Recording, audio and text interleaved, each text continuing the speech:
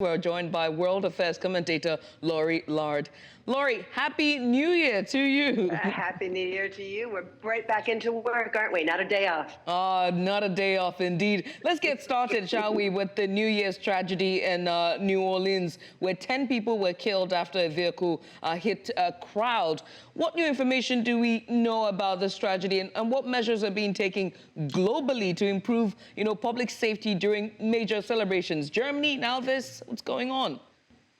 Absolutely. This really was a tragedy, and news is just coming in. Within the past hour or so, we have got a deluge of information, stuff we didn't have earlier today.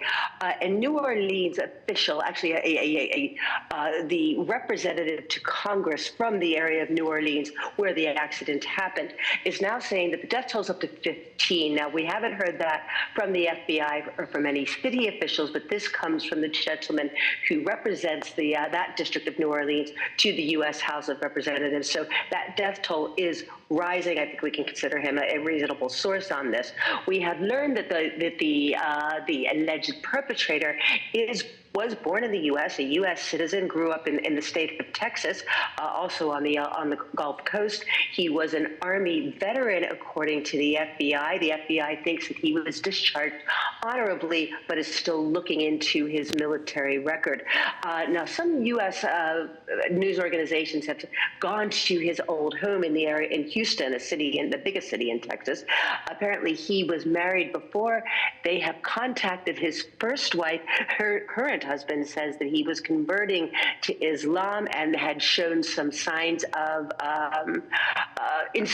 mental instability in recent years. Now, this is coming from a number of U.S. sources, has not been verified by law enforcement at the moment. So that's what we know at the moment. Oh, and I guess the two more crucial things that I left out, again, information is really coming in quite quickly.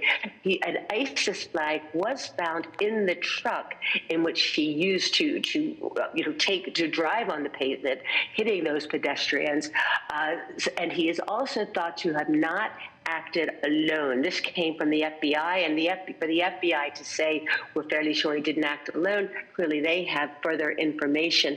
CNN, which is a U.S.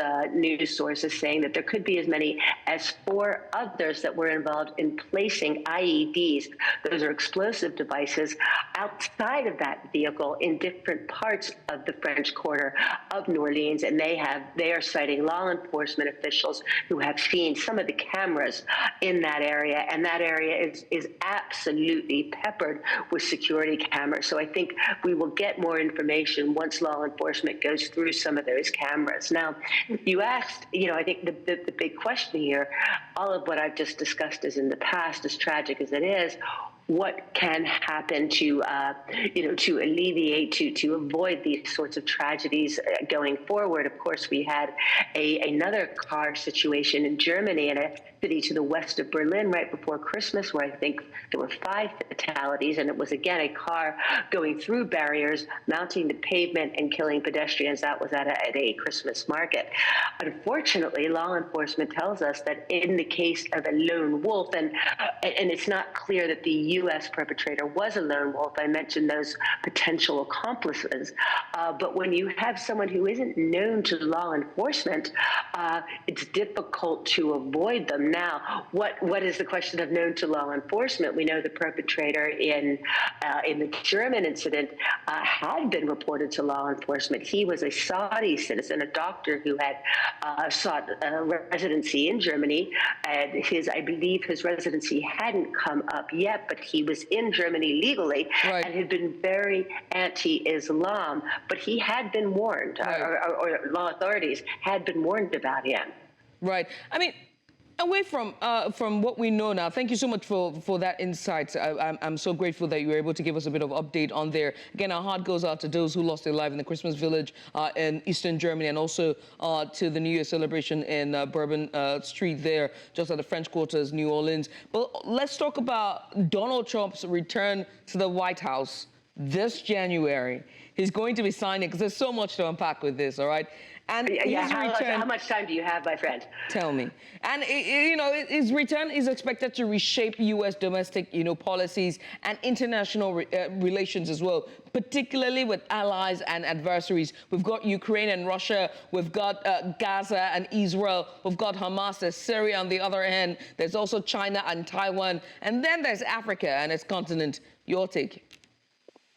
Well, the question of who Donald Trump considers to be an ally is very much an open one. I don't think either of us can remember a president that harangued his allies to such a degree. I mean, who will forget those comments Donald Trump made earlier this year when he said that, when he was referring to NATO, the North Atlantic Treaty Alliance, or organization, excuse me, when he referred to NATO and said he didn't care whether Russia did to any NATO members if those NATO members were not paying sufficiently into the NATO kitty. So who Donald Trump considers to be an ally very much is an open question. I think very briefly we'll look at what Donald Trump wants to do domestically. And one of the things that he has been very clear about, and some of his appointments to the cabinet have been clear about, is they have no problem extracting revenge on officials that they feel treated Trump and his political allies in the U.S.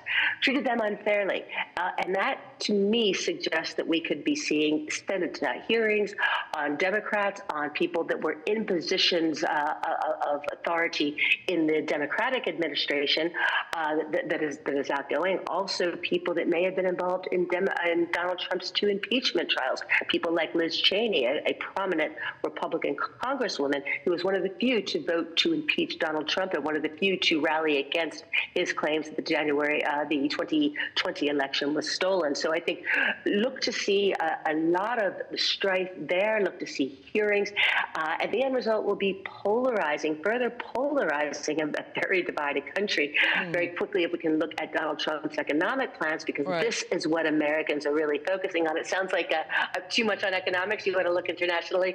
Right. I mean, Laurie, I must say thank you. All eyes are on U.S. The swearing-in ceremony is going to happen this January, and it's going to be quite the next 4 years, quite a journey for this next 4 years, and we will still be working nonstop. Laurie, many thanks for doing this with us. I appreciate you for coming on. Pleasure.